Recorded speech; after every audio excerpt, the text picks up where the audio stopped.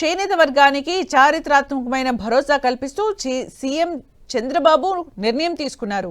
రేపటి నుంచి చేనేతలకు ఉచిత విద్యుత్ పథకం అమల్లోకి రానుంది.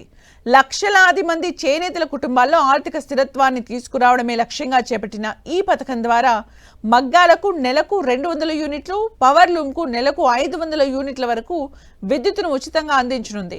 విద్యుత్ ఛార్జీల భారాన్ని తగ్గించి చేనేతలకు మరింత అండగా నిలిచేందుకు ఏపీ ప్రభుత్వం ఈ నిర్ణయం తీసుకుంది.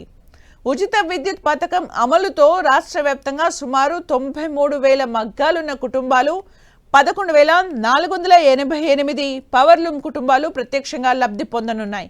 దీనికోసం ప్రభుత్వం ఏడాదికి 150 కోట్ల రూపాయలు వెచ్చించనుంది.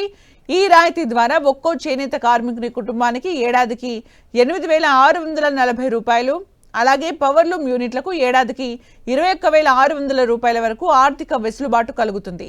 నేత వృత్తిలో విద్యుత్ ఒక అనివార్య ఖర్చుగా మారిన తరుణంలో మగ్గాల నిర్వహణ, అల్లిక, డైయింగ్ వంటి పనుల కోసం ప్రభుత్వం అందిస్తున్న ఈ తోడ్పాటు నేతన్నలకు ఊరటనిస్తోంది.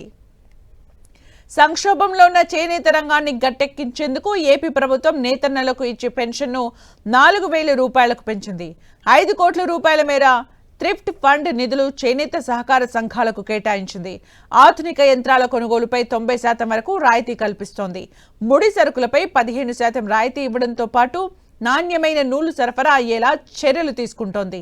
చిన్న క్లస్టర్ల అభివృద్ధి కోసం ప్రభుత్వం 10.44 కోట్ల రూపాయల నిధులు మంజూరు చేసింది. వీటితో పాటు మార్కెటింగ్ సదుపాయం కోసం అమెజాన్, ఫ్లిప్కార్ట్ వంటి సంస్థల ద్వారా నేరుగా వినియోగదారులు అమ్మకాలు జరిపేలా అవకాశం కల్పిస్తోంది.